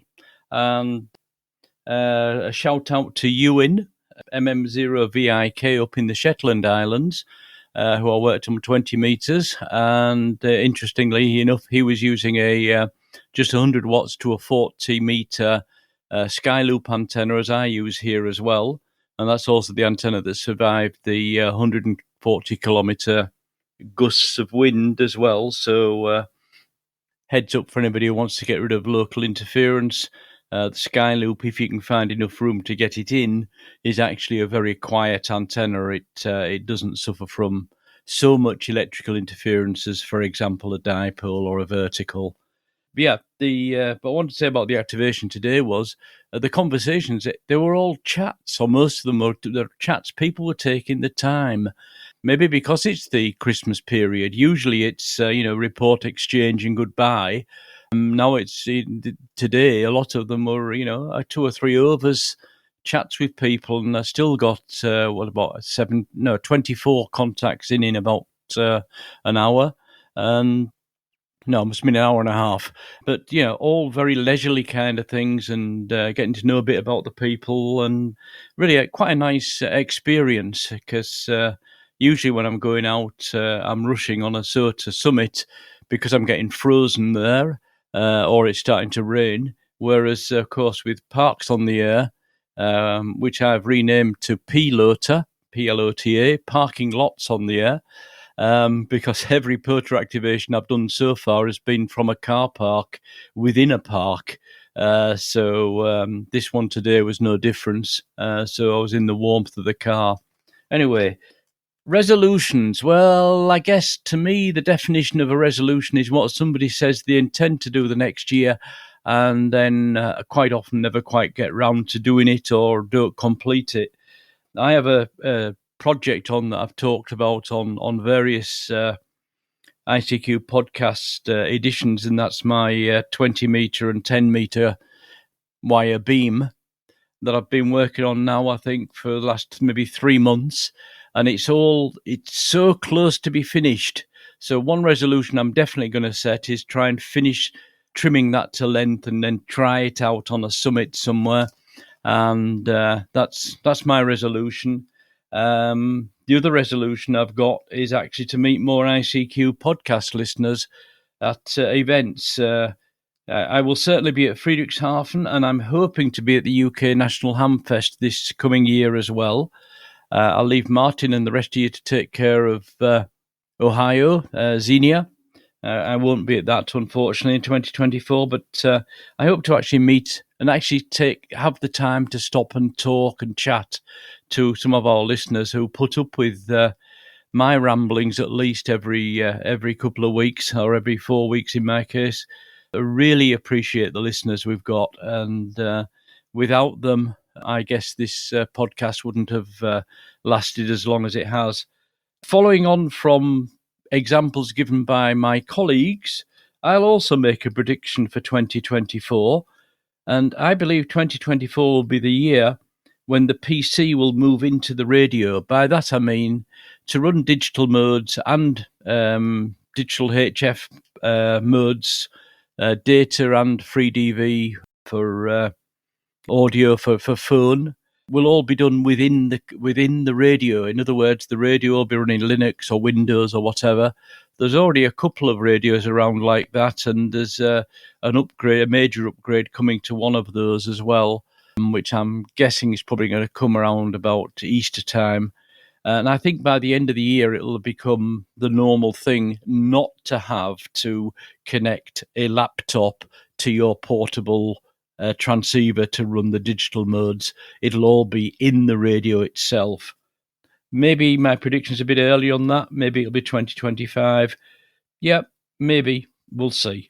And anniversaries, IOTA, Islands on the Air, is 60 years old in 2024.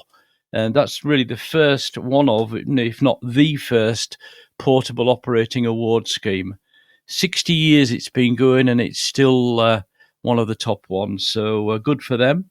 And touching on the new regulations coming into the UK, as well as that regional locator letter, optional yes, no, you will also be able to add anything after the end of your UK call sign. So / anything you like, as long as it's not rude. So I'm thinking, obviously, for Lighthouse Weekend /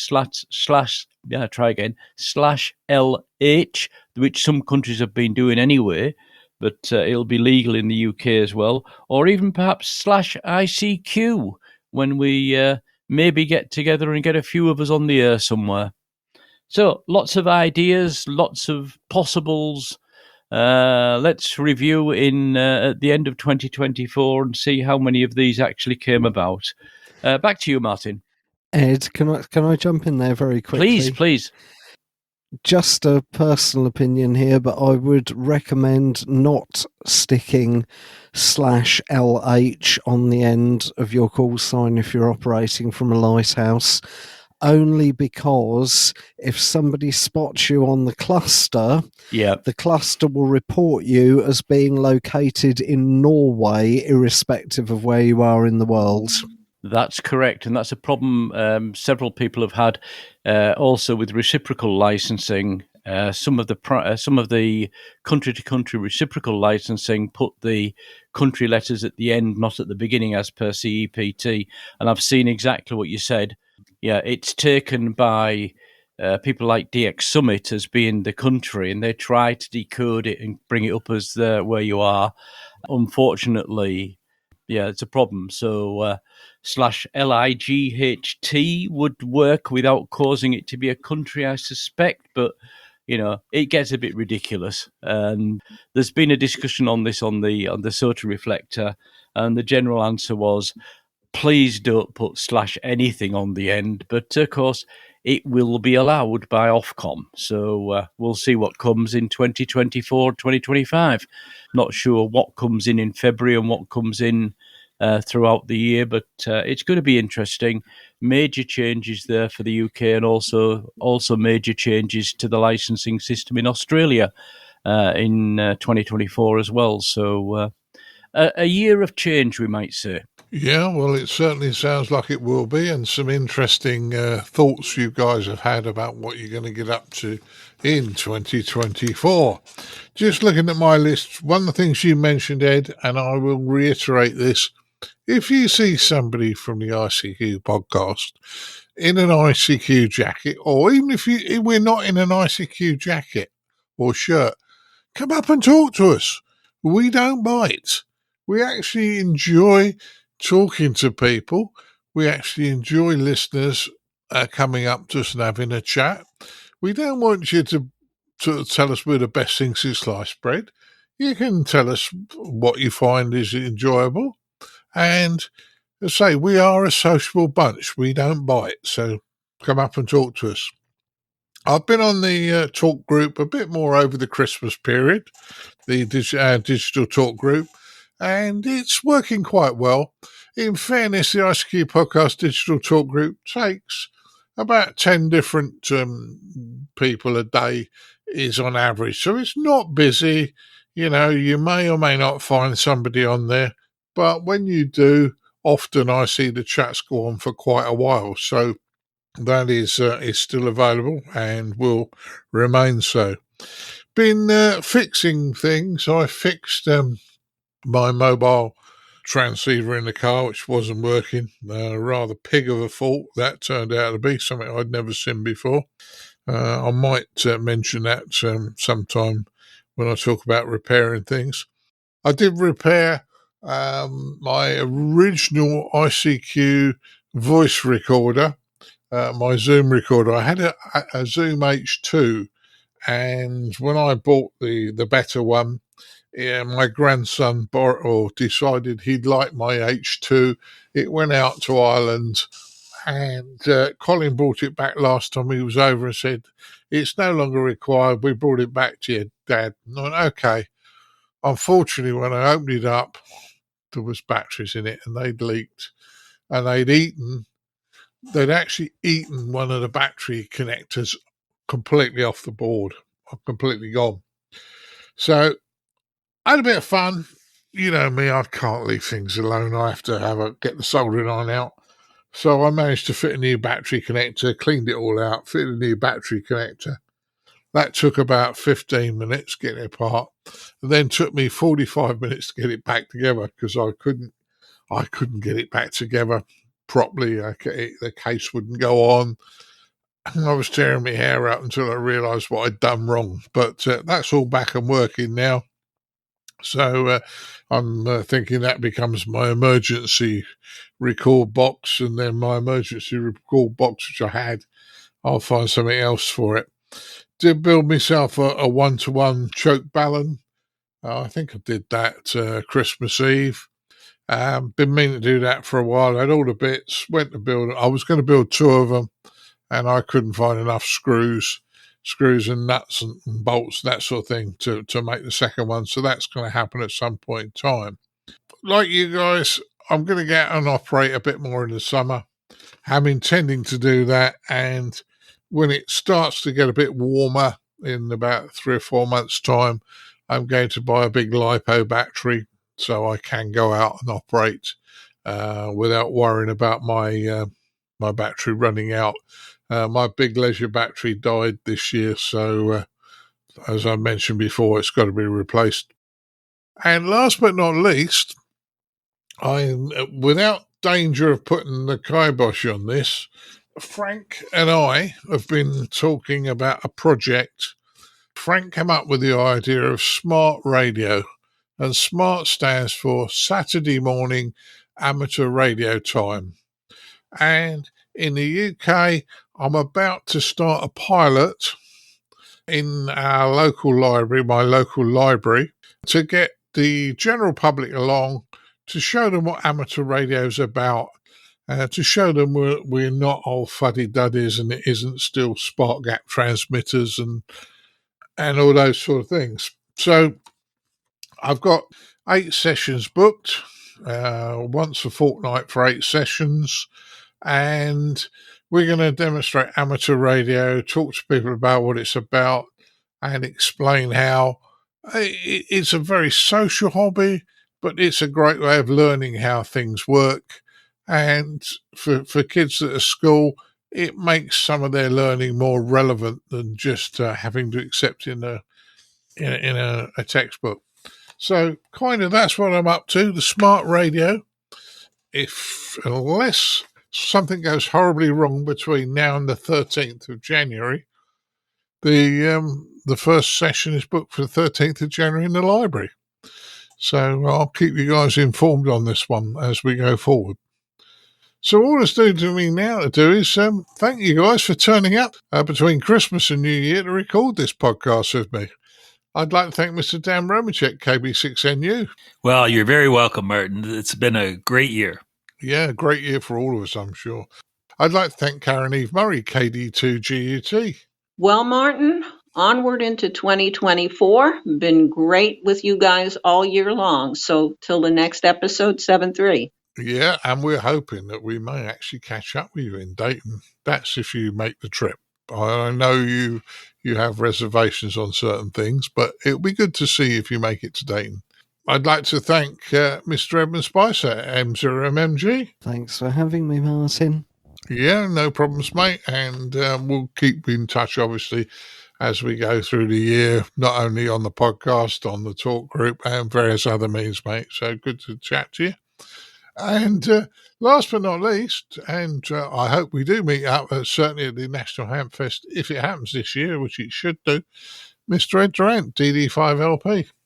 Yeah, as always, thanks for the invite. And as was said before the podcast recording started, this is the time that we're going one more time around the sun.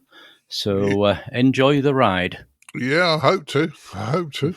So all that's left for me to do now is to thank the guys and say 73s because we're going to move on with the podcast. So 73 guys.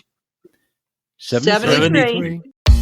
Keep your amateur ham radio podcast advert free by donating less than a length of coax. Visit www.icqpodcast.com/donate now. For all the news, links and information, visit www.icqpodcast.com. Now it's time to have a look at the news in brief from me, Colin M6BLY.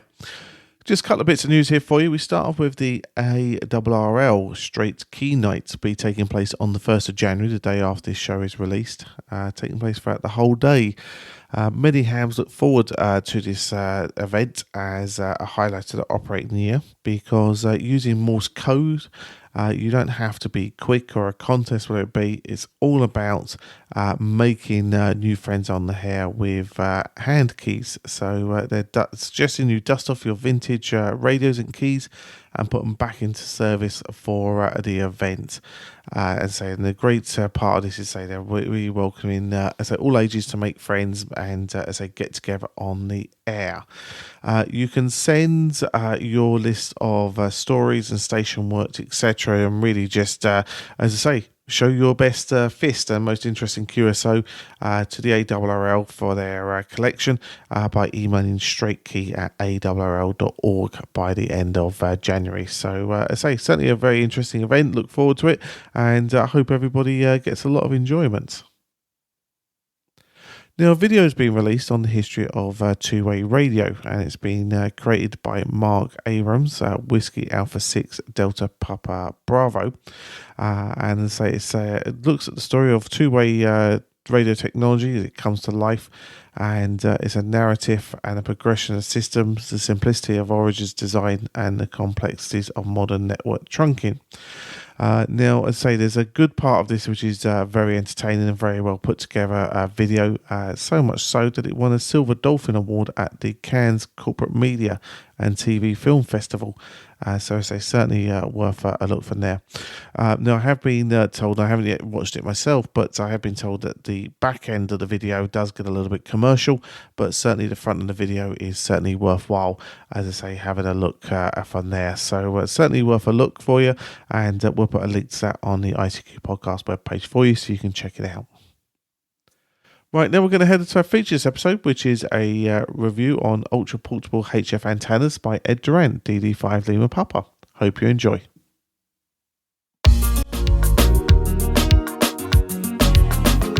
And now what you've all been waiting for, this episode's feature from the ICQ podcast.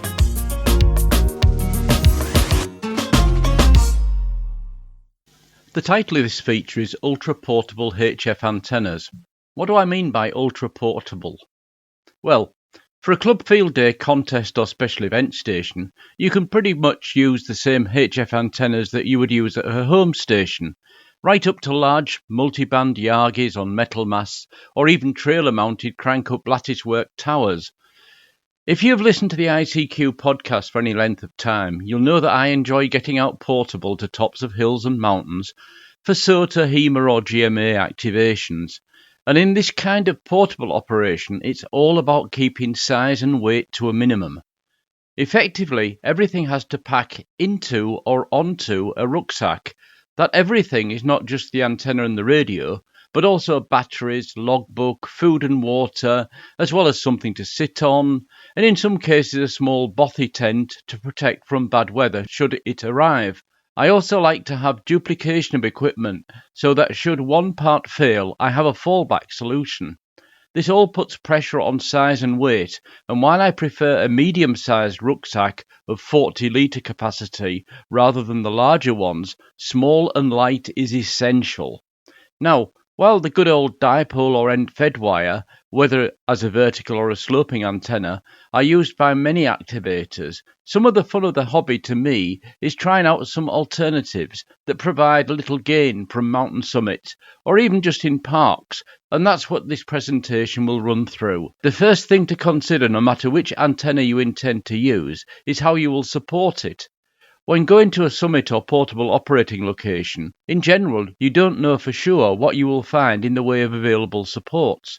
Okay, in some cases, activators will see there will be trees available and will take a throw bag and cord to be able to use a tree branch as a support. This is very effective for the HF J-pole antennas that used to be available from the Lambda Halber online store, or you can build your own, as it's a half-wave vertical with a quarter-wave stub acting as the counterpoise. In the majority of cases, however, your antenna will need its own support, and this is where the use of telescopic fiberglass fishing poles, known as squid or crappie poles in some countries, comes into their own, especially with the pack small holiday trip versions, which come in 5 and 6 metre extended lengths from lambda halber, in 6 or 7 metre extended lengths from SOTA beams, or in a 10 metre length from DX wire and SOTA beams. All of these packed down short enough to sit neatly on the side of a 40 litre rucksack. So which length should you get and why? While it's attractive to go for the 10 metre one for more height, on the top of a mountain you already have height, so this is not as important. If you want to use the lower bands, 60, 80 and 160 metres, the height is useful as the ground will detune the antenna less. But if you intend operating on, for example, 20 and 10 metres, then the 5, 6 or 7 metre poles work well. 40 metres, some will say, needs the 10 metre pole to raise the centre or top of the antenna to a quarter wave above the ground. However, I take the compromise and use a 6 metre pole for convenience and accept some detuning of the antenna by the ground. As always, portable operating is a compromise. If you go for the larger poles, you need to realise that to get the height in a compact package, the walls of each section of the mast are thinner on a 10 metre mast compared to a 6 metre one, and that makes the mast more fragile. Something that you will need to do on any of these masts as soon as you get one is to unscrew the base and add some form of padding into the bottom. This can be foam rubber, bubble wrap, or just brown paper. Why? Well, at some point the mast will self-collapse when you least expect it, and the sections will come thundering down inside the mast. Without some padding in the bottom of the mast, one or more of the fiberglass tubes will crack and later jam when you are trying to raise or lower the mast. Supporting the mast. In an ideal world, when you put up these masts, you will have a guy collar perhaps 2/3 of the way up and 3 or 4 guy cords out to tent pegs. For 10 metre or higher masts, this is almost essential. However, for the lower masts, the antenna itself can double as the mast support. As long as the base is well supported, guy cords are not essential, and after all, this is a temporary installation, and hopefully you won't have to work in high wind conditions. So, what about the base support for the mast? If you find a fence post or a seat at the portable location, you can strap the bottom of the mast to that using rubber straps. I have some that are called bongo ties that have served me well for many years, but any strap that can be tightened and released later without damaging what you are strapping around will be fine. If there is no convenient post available, there are base spikes that the bottom of the mast can sit in. I have had both the original and later versions of the decathlon spike, and both have let me down at critical times, so I do not recommend this make, as the nut that the actual spike screws into is set in the plastic shoe, and this is a point of weakness that shears. I've since found on Amazon some completely metal spike bases from a no-name manufacturer, and these are both cheaper and better than the decathlon option. However, they only fit the narrower poles. The 10 metre mini-mast from DX wire, for example, will not fit. For that, I have a screw-in base that is meant to support a summer shade umbrella. Okay, so you are now on your summit, or at your portable location of choice, and you have your base supported mast ready to go up, or you've thrown your weighted cord over the tree branch. What about the antenna? That's what this presentation is about, right? Well, it would be wrong of me not to quickly cover the common options before moving on to the more exotic ones. A dipole. The most basic of antennas is still a very good solution, but the basic single-band dipole, while okay for some portable activators, has been superseded by the multiband versions. With a single support pole, we are talking about a dipole being erected in an inverted V form, and as I mentioned earlier, the wire with its cord extenders are acting as guy ropes for the mast.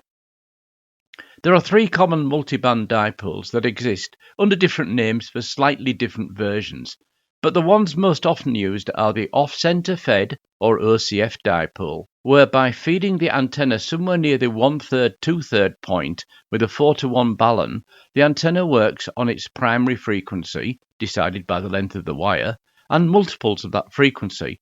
For example, a 40 metre OCF will work well on 40 metres, 20 metres, 15 metres and 10 metres. The downside of using an OCF portable, some would say, is the need for the balun, which adds weight, but even at QRP power levels is unavoidable. Going back to the standard centre-fed dipole, at QRP levels the balun can be left out, although many operators do use a lightweight one-to-one balun. To make a centre-fed dipole work on multiple bands, there are two main approaches. The first is to add traps into the wire at the correct points, so that, for example, a 40-metre centre-fed dipole may have a trap inserted halfway down each leg to make it into a 20-metre antenna as well. The radio waves on 20 metres see the trap circuit as the electrical end of the antenna wire. Of course, multiple traps for several bands can be added. However, even with lightweight traps, such as those available from HF kits in Holland, the antenna's weight and space needed when packed increases. The second way to add bands to a centre-fed dipole is to add links into its length at the correct point for whichever bands you want to support. These links or clips can be small and lightweight, and so get over some of the problems with the trap dipole. However, the use of links means that when you want to change band, you need to lower the antenna mast, open and or close the needed links, and make sure you do the same on both sides of the antenna before raising the mast again. Despite this inconvenience, this is probably the most used ultra-portable dipole design, and it can be bought from SOTA beams or made yourself using the calculator and Rob DM1CM's Antenna Design Simplified site at SOTA-antennas.com, where he has design tools for several portable antennas. The other commonly used portable antenna is the end-fed wire, and this comes in two basic forms: the end-fed half-wave and the end-fed random-length antenna. And again, these are available commercially, or you can build your own with the help of Rob's website. The difference between the two end-fed options is that the end-fed half-wave is an antenna that is resonant on one band, uses a 49:1 un-un, and can be made to work on multiples of its frequency in a similar way to the off-centre-fed dipole. The other end-fed antenna deliberately is made with a wire that is not a half wavelength on any band that it is required to cover. It uses a 9:1 un-un, and you must have an ATU between the radio and the un-un, or your radio has a built-in ATU. In a similar way to the vertical antenna, both of these end-fed wire antennas need at least one counterpoise wire or multiple radial wires. This brings possible trip hazards to the station and the addition of the un-un and possibly ATU weight to the rucksack, taking up space. In operation, this weight and space usage is on the ground and not at the top of the mast. The end-fed antennas are a good choice when using a line thrown into a tree. Quarter-wave verticals are less often used on summits, as they are single-band, need a mast and radials, all of which adds complexity and weight. So, those were the more normal solutions for SOTA, HEMA and GMA activators. What about some of the more exotic wire antennas that bring gain? Over the last 3 years or so, I have tried 3 of these designs, with my own modifications added. The 40 or 20 metre VP2E vertically polarised 2-element antenna, the vertical 10 or 15 metres Moxon held up between 2 6-metre masts, and my latest project, the switchable direction trapped inverted V 2-element wire beam. With all of these antennas, more space at the summit is needed, and so these are not my normal SOTA antennas. Rather, I use them when there is a special summit-to-summit event on where I know I will be able to go to a summit which is easier to access and I can stay longer with little public foot traffic. In the case of 2 of these antennas, I use my surveyor's large tripod to support the mast, so the chosen summit has to have only a short walk as I have to carry the tripod in addition to the loaded rucksack. These antennas could well also be of interest for clubs who want to set up a contest or special event station. I should state very clearly at this point that all of the antennas that I talk about in this feature I did not design and give full credit to the original designers. I have, however, adapted some of the antennas for my use, and those adaptations, along with web links to the original articles, and usually with the story of problems I hit and circumvented, can be found on my website, which can be reached via dd5lp.com or vk2ji.com. Both URLs go to the same place. The first exotic portable wire antenna that I want to talk about is the VP2E. This antenna was designed by Swiss amateur Fritz HP9SL, but found favour with the Eastern Bloc Amateur Radio Contest Station back in the 70s. To look at the antenna, it looks like a double-sized off-centre fed dipole antenna. It is supported in inverted V configuration with one support mast, and the feed point is part the way up one side. This side is effectively the driven element, while the other side is the director element. Critical with this antenna is the height of the mast, the angle of the wires and their cord extenders where they meet the ground, and the exact point where the feed point is. This was originally designed for use in low-band contests, 80 and 160 metres, but the antenna will scale to all of the HF bands, and I built one for 40 metres and one for 20 metres. I also tried to create a multiband version with links, but this simply does not work as the angle of the wires needed are different for each band. So this is a single band, vertically polarised, directional antenna with a gain of around 2.5 dB over a dipole. This is less than half an S-point. However, where the antenna is useful is in excluding stations to the side of the antenna and to a lesser extent to the rear of the antenna. Of course, once erected, the main signal goes in a chosen direction, so this is a good antenna only for activations where you are aiming mainly for stations in one rough, about 20 degrees wide direction. Rotation would require the lifting and moving around of the ends of the antenna elements, and while possible, is not convenient, especially if you have a really high mast with separate guying cords. My second interesting antenna experiment was the vertical Moxon. A Moxon antenna is normally mounted horizontally, but to support a 10 or 15 metre Moxon antenna with its spreaders requires a solid mast. I should point out here that multiple horizontal Moxon antennas sat within each other is effectively what the very efficient spider beam HF beam is, but while applicable to club portable contesting and special event stations where a solid mast or even a crank-up tower is available, this is not a solution for a single operator on a summit. Indeed, even a single 10-metre Moxon on a summit would require a more solid mast than the fishing poles that I have. So given that fiberglass poles do not affect RF as carbon fibre ones do, I decided to build a vertical Moxon for 10 metres and later a second one for 15 metres, which is supported vertically with two guide outwards 6-metre fishing poles. This is an antenna with some good forward gain and front to back ratio, but again is a construction that is hard to change the direction radiated when in use. This is a single band, single direction beam with a gain similar to a 2-element Yagi. While still wanting an antenna with some gain, I also wanted one I could use on a summit that can be turned to at least 4 different directions without having to take the antenna down and put it back up again. That is when I came across the switchable 2-element wire inverted V beam. This is 2 inverted V dipoles coming up to the same feed point at the top of the mast from directions 90 degrees apart. Using relays, pairs of these 4 half elements can be switched to be the driven element, where via a 1-to-1 balun they are connected to the feed coax, and the 2 remaining half elements are connected together with a capacitor to electrically shorten their length so that they act as a director element.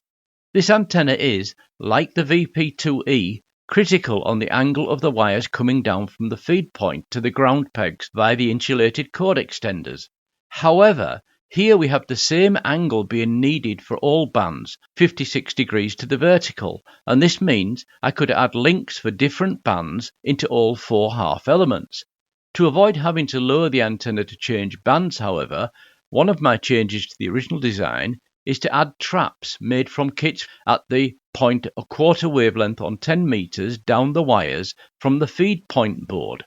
The wire after the trap continues on to be a quarter wavelength on 20 meters, making this into a 2-band, 20 meter and 10 meter antenna, Of course, additional traps for 17, 15 and 12 metres could also be added. My other modification over the original design of this antenna is to get rid of the need for the relay control cable and the relay control box by using an Internet of Things 4-relay control board. These are available as either Bluetooth or Wi-Fi operated, and at £20 to £25 each, the components on them are worth more than it would cost me to source and build the original cable-controlled board. I chose to go with the Bluetooth control board and control it from a simple USB Bluetooth terminal app on my smartphone. As you will have heard on the recent ICQ podcast shows, this is the antenna that is presently a work in progress with me. And while the electronics are working, after adding in the traps, I need to retrim the 4 wires to resonance.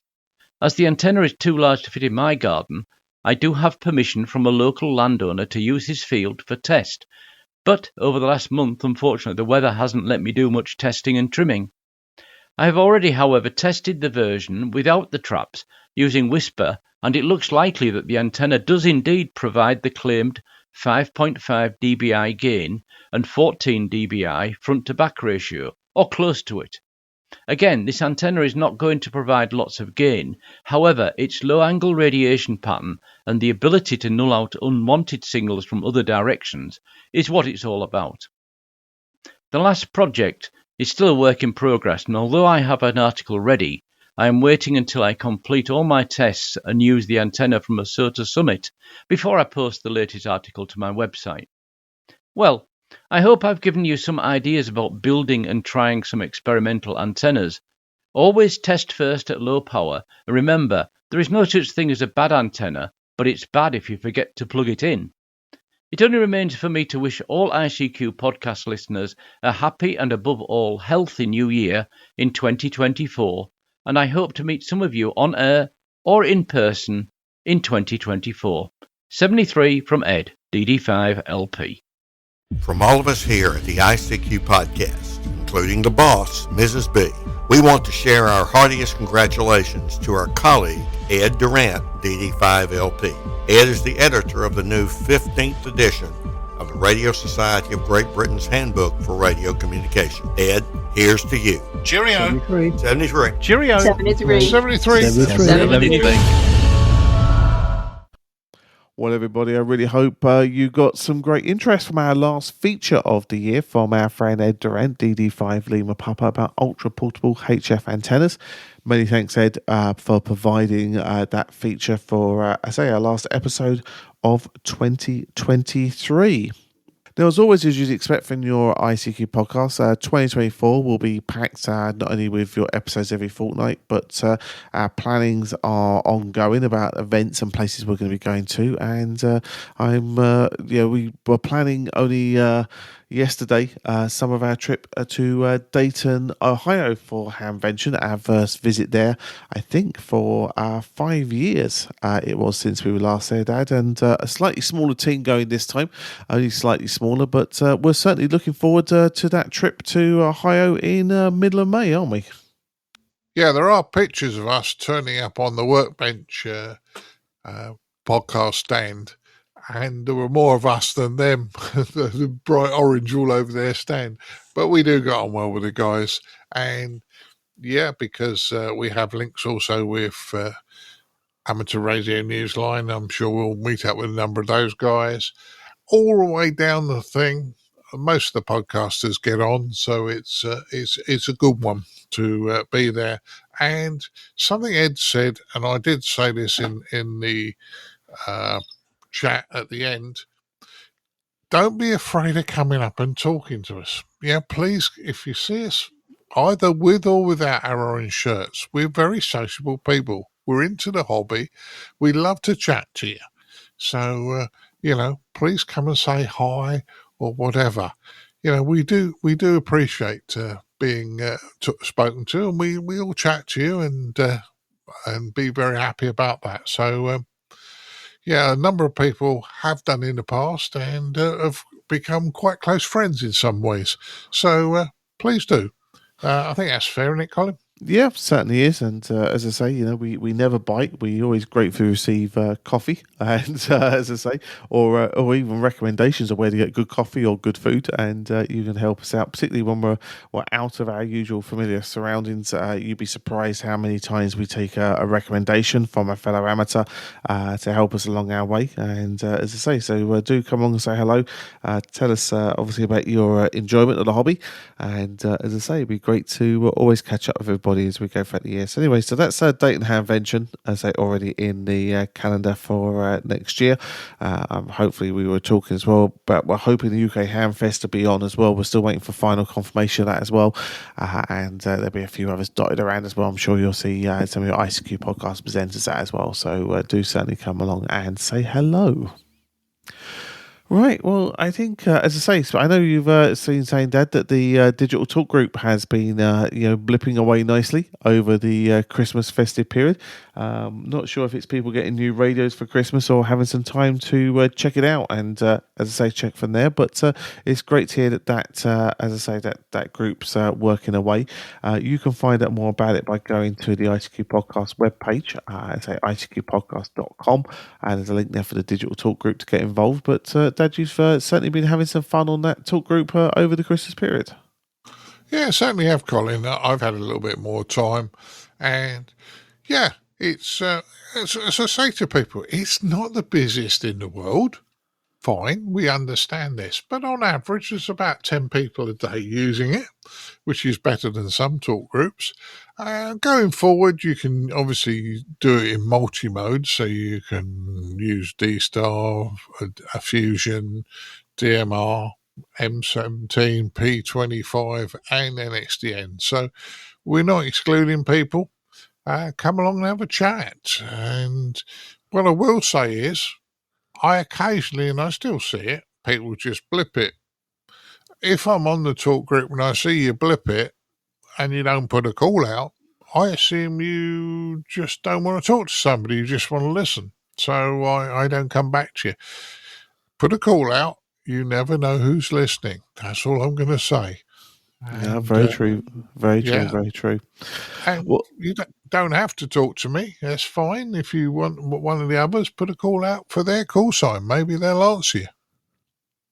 No, certainly would be the case. So do check that out. As I say, go to the ICQ Podcast webpage with all the details you need to get involved. Right, well, we'd like to do some thank yous. As I say, for this episode, we'd like to thank Dan Romanchik KB6NU, Caryn Eve Murray KD2 Golf Uniform Tango, Edmund Spicer Mike 0 Mike November Golf, and Ed Durrant DD5LP Papa for taking part in the News Round Table, and also say thanks again to Ed for doing the feature for us this episode. We do appreciate that, and of course big thanks to all the presenters throughout 2023 for being involved, and everybody that's made themselves available for interviews and features along the way. Really do appreciate it, and it really does show that ethos of the ICQ podcast being a show for amateurs by amateurs. I always talk about the 3 T's: time, talent, and treasure when it comes to podcasts like this, value for value model. So they've given up their time and their expertise along the way to help us produce the show. But we'd also like to thank obviously everybody that's donated, helped us pay our way and keep us going this year. So really do appreciate everybody that's taken part and done that for us. That treasure, that money you send us, does pay our way. It pays our hosting costs and our websites, etc. Along the way, so we do appreciate that. It doesn't go towards trips like Dayton Hamvention. That comes out of our own pocket to do the work for you. But all we ask is if we can get our hosting costs covered, etc. We'd be really chuffed, because we really do enjoy doing the show for you. So thanks to everybody that took part and did those donations this year. You can do your bit for 2024 and help us out by doing a very simple thing. Go to icqpodcast.com/donate. Think about the value you got from the show. Maybe compare it to a cup of coffee or going to the cinema, buying a book, etc. And as I say, you can send us a donation that represents that value. And as I say, everything we get goes into our running costs and keeps everything ticking along, like the digital talk group as well. As I say, we really do appreciate you considering us. If you haven't done so, the video from the Ian Keyser interview from a couple of episodes ago is now available on YouTube. and you can find that and all our other video interviews we've done this year by going to youtube.com/ICQ podcast. So you can check that out from there. Right, I think that just about wraps up everything, Dad, for 2023. As I say, as we release this show on the last day of 2023, as we're getting ready soon for the first one of 2024. But before we do that, you need to go rummaging in the back of the cupboard and see if there's any goodies left over from that Christmas stash, or is it a shoot down the road to find something nice for Mrs. B to go with her cup of tea for this morning. Yeah, no problems going. Well, I'm going to make Mrs. B a drink in a minute. We'll probably pop out in a while, and we have got things in the cupboard. We'll probably pop out in a while, and we're over the next day or so, we'll be taking down the Christmas decorations, so we're ready for the new year. So that'll be good. I'd like to wish all our listeners and friends and presenters a very merry, happy new year, and let's hope 2024 is a good one. We certainly do. So happy New Year to everybody, and we'll catch you all on the other side. 73's all. Yeah, 73.